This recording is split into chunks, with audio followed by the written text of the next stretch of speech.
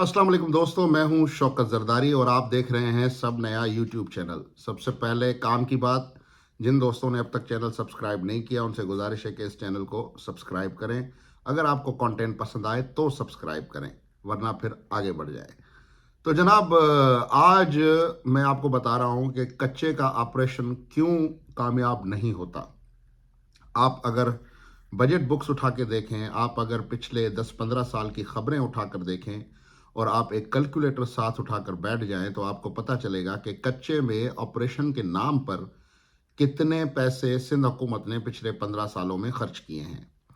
और इस ऑपरेशन से जो है वो पैसा ना सिर्फ सिंध पुलिस को मिला बल्कि रेंजर्स को भी बेतहाशा पैसा मिला। लेकिन उसके बावजूद हमने रिसेंटली देखा कि जब लोगों ने धरने देने शुरू किए तो कुछ मुगवी बाजियाब हुए और फिर से ऑपरेशन का नाम लिया गया। और उसके बाद हमने ये देखा कि रेंजर्स के एहलकार जिन लोगों के ऊपर, जिन सरदारों के ऊपर अगवाकारों की सहूलतकारी का इल्ज़ाम था, उनकी चाय पीकर और चलते बने। लेकिन आज की इस वीडियो में कुछ इंटरेस्टिंग फुटेजेस मैं आपको दिखाना चाहता हूं। पहले आप ये फुटेजेस देखें और उसके बाद फिर हम इन फुटेजेस पे तज्जिया करते हैं।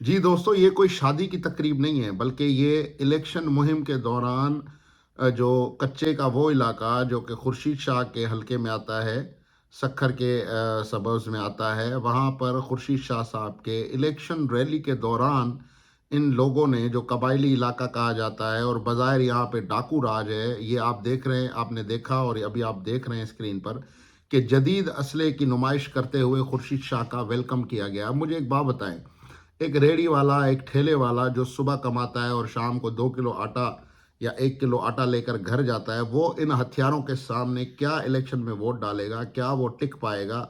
क्या वो सोचेगा? क्या उसका ज़मीर जागेगा? क्योंकि ज़मीर के सामने मौत खड़ी है, ज़मीर के सामने हथियार खड़े हैं।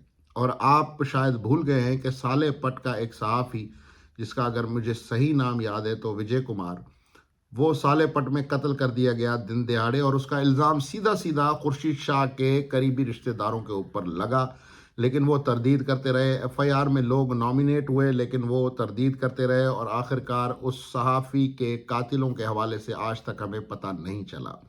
साथ ही साथ अगर आप 15 सालों में मुग़वियों, अगवा बराए तावान की इस इंडस्ट्री के ज़रिए खर्च होने वाले पैसे, सोशल मीडिया पे चलने वाली बेतहाशा मुग़वियों की पुरतशद्दुद वीडियोस को देखने के बाद आज की ये वीडियो, उस पूरी कारकर्दगी जो पुलिस और रेंजर्स ने हमें ऑपरेशन के दौरान दिखाई है, ये उसका नतीजा है जो आज आप इस स्क्रीन पर देख रहे हैं। और फिर ये सवाल उठता है कि इलेक्शन कमीशन का ज़ाब्ता अखलाक कहाँ है? इलेक्शन कमीशन कहाँ है? मुल्क के कानून नाफिज करने वाले इदारे कहाँ हैं? और साथ साथ जो पॉलिटिकल पार्टीज़ जिनके पास इतने बड़े असला बरदार जत्थे नहीं हैं, आखिर उनका सियासी मुस्तकबिल सिंध में क्या है? बज़ाहिर देखा जाए तो सिंध एक माफिया को ठेके पर दिया हुआ है पिंडी ने, और पिंडी उसमें से अपना प्रॉपर शेयर उठाता है। और यही वजह है कि सिंध में तरक्की तो होती है लेकिन सिर्फ बैंक बैलेंसेस की तरक्की होती है, सिर्फ कागजात में अमन कायम होता है, सिर्फ कागजात में। लोग अगवा होते हैं, बयान आके देते हैं कि जी पुलिस मुकाबले में बाजियाब हुए, लेकिन हमने ये भी देखा कि रीसेंट हिस्ट्री में मज़ारियों के साथ, जो नवाब मज़ारी एक बहुत बड़ा डाकू था, उसके साथ डील में एक साबिक एसएसपी, जो कि कश्मीर के साबिक एसएसपी मुलविस थे, और फिर वो डील बिगड़ने के चक्कर में एक मुगवी बाजियाब ना हुआ और उसकी बाजियाबी में हमें बड़ा टाइम लगा। तो ये एक छोटी सी वीडियो में मैंने बहुत कुछ आपको बता दिया है और हमारा काम है सिर्फ और सिर्फ आपके सामने फैक्ट्स रखना। हथियारों के साए में जिस जमहूरियत को बिलावल भुट्टो जरदारी पाल रहे हैं, वो जमहूरियत सिंध के लिए एक कैंसर बन चुकी है। और इस कैंसर का इलाज सिर्फ और सिर्फ यही है कि इस कैंसर को जड़ से उखाड़ा जाए। अब इस कैंसर को जड़ से उखाड़ने वाले तमाम लोग इस कैंसर के बेनिफिशरी बने हुए हैं।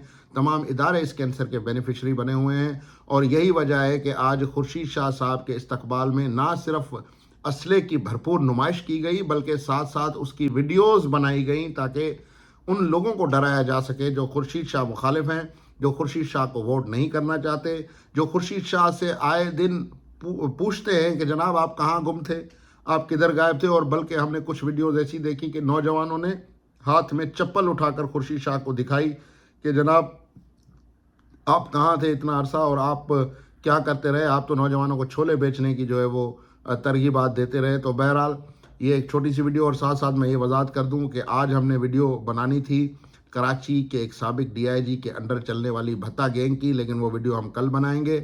آج کے لیے اتنا ہی، مجھے دیجیے اجازت، اللہ حافظ۔